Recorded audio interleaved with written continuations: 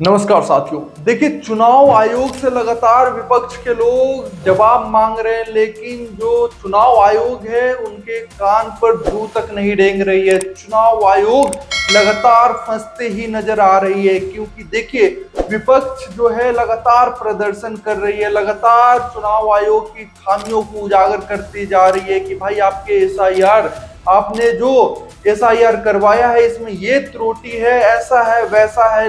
लेकिन चुनाव आयोग को जवाब देना चाहिए और राहुल गांधी और विपक्ष को धन्यवाद करना चाहिए कि आपने मेरे काम में मदद किया, आपने त्रुटि निकाली, मैं इसे सही कर देता हूं। उसके बदले चुनाव आयोग कार्रवाई पे कार्रवाई की धमकी देती जा रही है। अब चुनाव आयोग का मामला यहाँ समझिए कि भाई कांग्रेस भी एक पार्टी है, भाजपा भी एक राजनीतिक पार्टी है, लेकिन चुनाव आयोग से अगर सवाल कांग्रेस करती है तो जवाब भाजपा द्वारा दिया जाता है। क्या यह पक्ष विपक्ष का मामला है? यह एक स्वतंत्रता का मामला है, निष्पक्षता का मामला है। उसमें भी भारतीय जनता पार्टी अपना टांग अड़ा रही है। अब सोचिए, चुनाव आयोग से अगर कोई भी पार्टी सवाल करती है तो इसका अधिकार सिर्फ चुनाव आयोग को है कि वो कैसे जवाब दे, किस प्रकार अपने जवाब से जो है पार्टी को संतुष्ट करे। लेकिन ऐसा नहीं हो रहा है। आज की डेट में हो क्या रहा है, जैसे ईडी सीबीआई को बताया जाता है कि भाजपा की पंगु बन के रह गई है। सुप्रीम कोर्ट पे भी भाजपा चाह रही है कि भाई हमारे ही लोग वहां पे जज बने।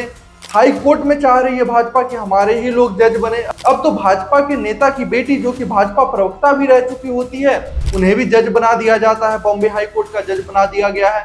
तो ऐसे ऐसे तो कारनामे भाजपा द्वारा किया जाता है। अब जो है कई सारी खामियां सामने आई चुनाव आयोग की। विपक्ष अगर प्रदर्शन कर रही है, तो विपक्ष अगर सवाल कर रही है, तो इसका जवाब चुनाव आयोग को देना चाहिए। तो चुनाव आयोग की जगह भारतीय जनता पार्टी सामने आ रही है, तो जरूर कहीं ना कहीं कह सकते हैं कि दाल में कुछ काला है या फिर पूरा दाल ही काला है। अब सोचिए जरा कि ऐसे ऐसे गलती सामने आई है कि विजय सिन्हा, जो बिहार में भाजपा के नेता हैं और बिहार सरकार में उप मुख्यमंत्री हैं, उनके दो वोटर आईडी कार्ड नजर आ रहे हैं, दो एपिक नंबर नजर आ रहे हैं। इस पे चुनाव आयोग जवाब नहीं दे रही है। जो मुद्दे पे चुनाव आयोग को जवाब देना चाहिए, एसआईआर मुद्दे पे जवाब देना चाहिए, उन तमाम मुद्दों पे चुनाव आयोग जवाब देने से बचते नजर आ रही है। अब सोचिए जरा, किसी को मृत बता दिया जाता है। आज ही राहुल गांधी मुलाकात किए उस मृत व्यक्ति से। सोचिए, राहुल गांधी मृत व्यक्ति के साथ चाय पी रहे हैं। अब चुनाव आयोग ने जीवित व्यक्ति को मृत घोषित कर दिया। ऐसा ही एक और केस सामने आया, जिनका जन्म 1990 में हो रखा था, अभी उनका उम्र 34 साल पूरा हो रहा था, तो उनका जो है date of birth, year of birth 1900 कर दिया गया। उस महिला को, 34 वर्ष की महिला को 134 वर्ष का दिखा दिया जाता है।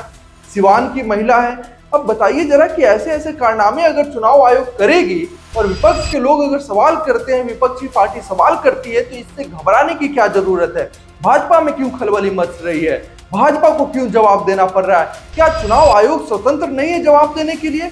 इस बात का जवाब देना चाहिए। देश के लोग जानना चाहते हैं कि विपक्ष के लोग अगर देश के लोगों की आवाज बन रहे हैं, सरकार से तो सवाल कर नहीं रहे हैं। जब सरकार से सवाल किया जाता है तब तो सरकार जवाब देती नहीं है।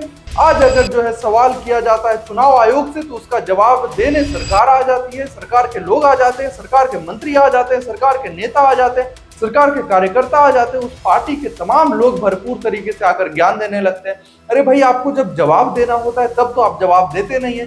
जवाब देना है बेरोजगारी के मुद्दे पे, तब तो आप देते नहीं है। जवाब देना है महंगाई के मुद्दे पे, तब तो आप जवाब देते नहीं।